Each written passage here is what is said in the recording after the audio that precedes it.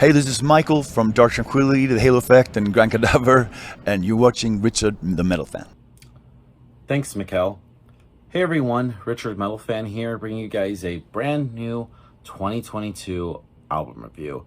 And as you can see by the title today, we're going to be talking about the debut album from the new band, The Halo Effect, entitled Days of the Lost, which is out now through Nuclear Blast Records.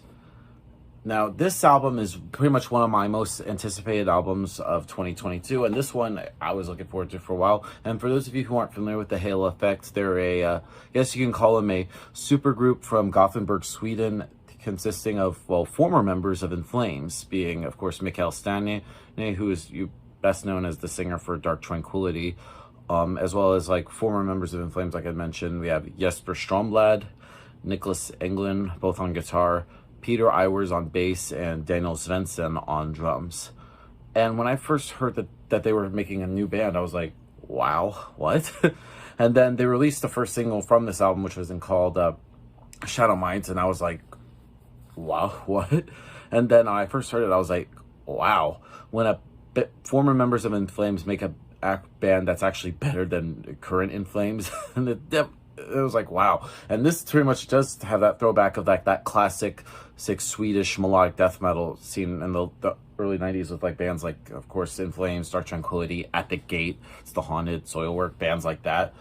And I first heard the next couple singles and I was like, wow. And this album, I'm going to say it right now, it's definitely up there in my top 5 albums. I mean, I already got the album and it's awesome. I've already heard it like even before that I've heard like there's like live videos on YouTube. I know I saw like their debut live show at the Sweden Rock Fest, and then they pretty much played all 10 tracks from the album, and I was like, wow, this is amazing. This definitely lived up to all the hype, and I definitely agree.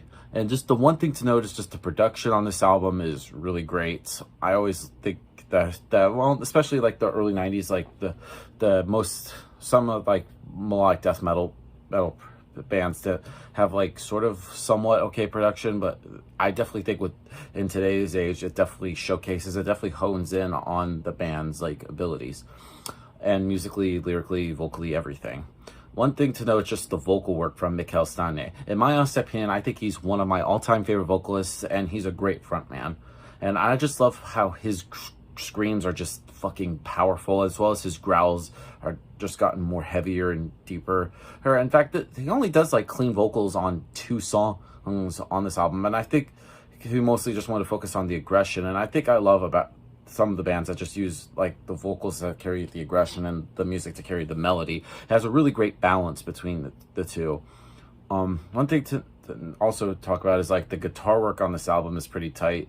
Jesper Stromblad and Niklas Englund, in my opinion, really work well together. The riffs they come up with are amazing. They really just work well. I feel like it's almost kind of like I would call it like their way of talking to each other. They both come up with some really great riffs, the back and forth, and especially when they do like the dual harmony, it just really is so great. The bass playing on this album is pretty audible. Peter Iwers, you could definitely hear it well in the mix. In my honest opinion, I think he's one of the most underrated metal bassists of all time. And the drumming from Daniel Svensson. And I remember back in 2015 when he left In Flames, I thought he was pretty much done because he said he retired to do family stuff. And I know that him and Peter Iwers do work on a brewery in Gothenburg, Sweden. And when I saw him back, I was like, yeah, that's awesome that he still has it. And I think the drums just really carried the momentum and just everything and a lot of power behind it. And as well as like the sick double bass, it's pretty diverse drumming that Daniel has. Yeah, and after rambling about 4 minutes, let's just dive right back into this album, track by track. Now, starting things off is Shadow Minds, which is the first single from Days of the Lost, and I think the first look at the band in general, and I think it's a really great one. And it's wonderful to hear Mikael Stanne's immediately recognizable voice on this song, and with Jesper and the rest of the band leaning into like the historic sounds. And the Gothenburg hymns are immediately alive as the band come to pour their parts of their soul they've been keeping to themselves for the last year or so when they started this band. And I think it's a really great song in general. It's a really great way. It has that little build up, and then the rest of the band just kicks right in. And I think it's a really great way to kick off this album and the first taste of a new band. Then we move on to the title track of the album, Days of the Lost, and Mikael continues to deliver a nostalgic vocal effort behind the Swedish mellow death grooves that the musicians are really known for, and I probably missed the right editing and recording if I were to take a guess, and I think it's another great song. Next song on the album is called The Needless End. Now, musically, I feel like it's a very guitar-driven anthem that takes you on a ride the second the guitars and the drums lead us in. And I think you know what you're expecting, and the only thing left to do is just hit play and get like a fucking king of the band's debut release. Moving on to Conditional. Now, Conditional has a really great melodic opening, and it sets up the heaviness that follows. It feels like you're kind of almost starting at the very bottom, and then you just climb your way up to the very, very top. And the guitars and the drums here give like a lot of power and a very heavy melodic drives that makes it feel substantial. And this is for the first time we hear Mikael bust out his clean vocals, and I feel like the vocals really help guide you and see sort of like the melodic sound in the chorus here. Moving on to In Broken Trust. Now, In Broken Trust, I love, and especially the guitar duo of Jesper and Nicholas give the song an incredible drive, which is a bit too short, especially on the last Dark Tranquillity albums, and really great song. Then we get to the second half of the album, which we kick it off with the song Gateways. Now, this song musically kind of feels different than what we've heard so far on this album, and it feels like the experience that you're getting listening to this album from the first song all the way to the last song, The Most Alone.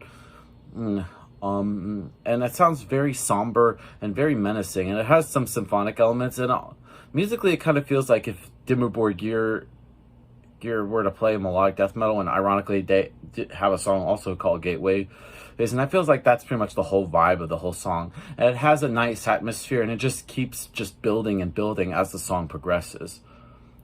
Next song on the album is called A Truth Worth Lying For. Now, this song is heavy and steady. It really moves throughout, but still retains that heavy kind of like built backbone throughout. And the chorus just comes in, and it's very more noticeable. And Mikael brings the clean vocals yet again on this. And there's like backing vocals behind sort of like the clean vocals. And I feel like it really also shapes the chorus and how you listen to it. And it has different momentums, but the heaviness that's backing it really keeps it really well. Next song is Feel What I Believe. Now, this pretty much amplifies the classic In Flames sonically, with Mikael delving into the Swedish vocal roots immediately, and it has that fusion of 90s nostalgia with the heavy recipe for the old school fans, and Daniel's like an animal behind the kit, and it really brings the song to life. Next song on the album is called Last of Our Kind. Really good song. I just like the mixture of like the heaviness and the melodicness.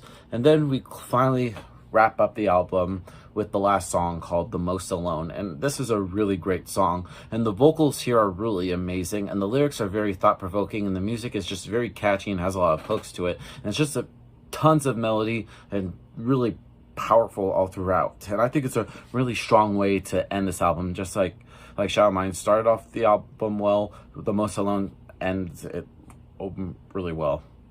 Now, overall, Days of the Lost by The Halo Effect. Wow, what a great album. From a surprise new album from a new band. And this was one I've been looking forward to for pretty much all year. And I'm really hoping that these guys will come and tour in the US. I'm looking forward to it. So if I give this album a score, I'm going to give Days of the Lost by The Halo Effect a perfect 10 out of 10. It's just really great, and I'm really looking forward to what they have coming up in the future. So yeah, that's my review of the debut Halo Effect album, guys. Let me know in the comments what you think about this album, and I'll see you all in the next video. And as always, keep it metal. Takke.